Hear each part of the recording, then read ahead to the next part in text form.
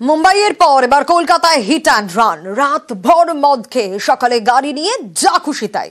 ঠাকুরপুকুরের বাজারে পর পর ধাক্কা, এক পথচারীর মৃত্যু, আহত বেশ কয়েকজন। গাড়িটি চালাচ্ছিলেন টিভি সিরিয়ালের পরিচালক সিদ্ধান্ত দাস। তাকে গ্রেপ্তার করে পুলিশ। অনিচ্ছাকৃত খুনের মামলা রুজু হয়েছে।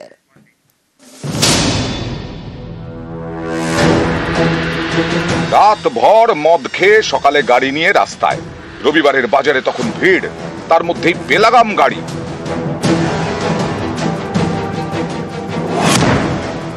একের পর এক বাইক সাইকেলে ধাক্কা। গাড়ির ধাক্কায় বেশ কয়েকজন জখম হন। এক পথচারীকে পিষে দেন মদ্যপ গাড়ি চালক। হাসপাতালে নিয়ে গেলে মারা যান 60 বছর বয়সী আমিরুল। ওই দিক দিয়ে আমার মামাকে অ্যাক্সিডেন্ট করতে করতে আসছে, করে মামা ওখানে পড়েছিল। লাস্ট এখানটায় এত গতিতে ছিল, প্রায় 70-80-তে গতিতে ছিল। একটা স্কুটি ছিল, দিয়ে স্কুটিটায় ঢুকে যেতে গাড়িটা আটকে যায়, নাহলে গাড়ির স্পিডটা আরো 4-5 জন যেত। দেখছি গাড়িটা প্রথম একজনকে মারলো, আরেকজনকে মারলো, মেরে এত স্পিডে এসে আমার বাইকে মেরেছে। আমি বাইকে মারতে আমি তখন উল্টে পড়ে যাই। গাড়িটা ও ব্রেক মেরে দাঁড়িয়েছিল, তারপরে স্পিডে বার হয়েছে, সেটা সেই পর্যন্ত আমি দেখি। রবিবার সকাল এই হিট অ্যান্ড রানের ঘটনা। সকাল 9:30 নাগাদ ঠাকুরপুকুরের বাজারের মধ্য দিয়ে জোরে গাড়ি ছোটান টিভি সিরিয়ালের পরিচালক সিদ্ধান্ত দাস। তাকে গ্রেফতার করেছে পুলিশ। পুলিশ জানতে পেরেছে শনিবার রাত ভর বন্ধুদের সঙ্গে পার্টি করেন সিদ্ধান্ত। তারপর মত্ত অবস্থায় গাড়ি নিয়ে বেরোন, সঙ্গে আরো কয়েকজন। তাদের মধ্যে ছিলেন অভিনেত্রী রি এবং এক মহিলা, একটি টিভি চ্যানেলের এক্সিকিউটিভ প্রডিউসার শ্রিয়া বসু। চালকের আসনে পরিচালক সিদ্ধান্ত দাস, তার পাশে শ্রিয়া, পেছনের সিটে রি। এর মধ্যে শ্রিয়া এতটাই মদ খেয়েছিলেন যে সকালেও তার হুঁশ ফেরেনি, ঠিকমতো দাঁড়াতেই পারছিলেন না। প্রিজন ভ্যানে উঠতে গিয়ে উল্টে পড়েন। সারা রাত এমনই মদ খেয়েছে যে দাঁড়ানোর ক্ষমতা নেই। দুর্ঘটনার সময় চালকের অবস্থাও এমনই ছিল বলে দাবি পুলিশের। দুজনকেই গ্রেফতার করে পুলিশ। তদন্তকারীদের মতে দুর্ঘটনার সময় চালকের শরীরে মাত্রাতিরিক্ত পরিমাণে অ্যালকোহল ছিল। শরীরে অনুমোদিত অ্যালকোহলের মাত্রা প্রতি 100 মিলিলিটারে 30 গ্রাম। আর এই মদ্যপ গাড়ি চালকের শরীরে ছিল প্রতি 100 মিলিলিটারে 80 মিলিগ্রাম, অর্থাৎ প্রায় 3 গুণ বেশি। এত মদ খেয়ে হাতে স্টিয়ারিং, তারপর বেপরোয়াভাবে ছুটিয়েছেন গাড়ি। বড়লোকের মাতলামি, প্রাণ গেল নিরীহ পথচারীর।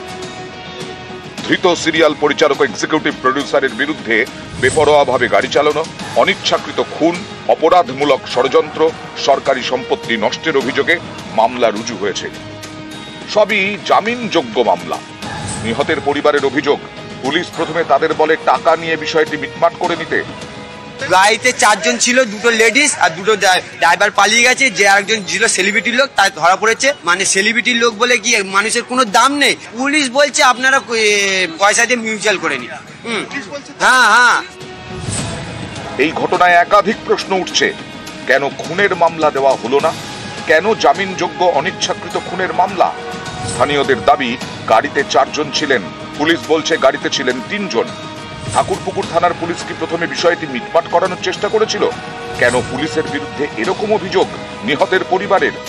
দুর্ঘটনার পর অভিনেত্রী রি কিভাবে ঘটনাস্থল ছেড়ে চলে গেলেন? কেন পুলিশ তাকে ধরল না? আমি মানসিকভাবে এখন আমি কি জানি না আমি কি বলবো। আমি খুব সরি যে ঘটনাটার জন্য এটুকুই বলতে চাই। মত্ত অবস্থায় গাড়ি ছোটানো, তারপর নিয়ন্ত্রণ হারিয়ে গাড়িতে পিষে দেওয়া, যার জেরে মৃত্যু। Hit and run. মুম্বাই এমনই হয়েছিল 2002-এ সেপ্টেম্বরের রাতে। বান্দ্রার ফুটপাথে উঠে যায় সালমান খানের গাড়ি, এতে একজনের প্রাণ যায়। বান্দ্রার ঘটনা ছিল রাতের, আর বেহালায় 7 সকালে। নিউজ 18 বাংলা। ঠাকুরপুকুরের ঘটনায় সরব সেলেবরা। মত্ত অবস্থায় বেপরোয়া গাড়ি চালানোর নিন্দায় অভিনেতা থেকে সঙ্গীত শিল্পী সকলেই।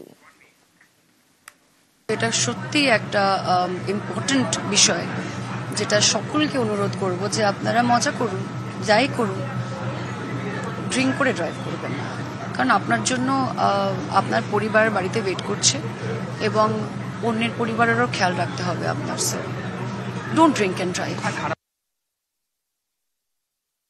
যখন গাড়ি চালাবেন সাবধানে চালান। কলকাতার রাস্তায় ভীষণ আস্তে আস্তে গাড়ি চালান। আপনার প্রাণ, আপনার পরিবারের সুখ শান্তি এবং আশেপাশের মানুষ সবার প্রাণ নির্ভর করছে তার উপর।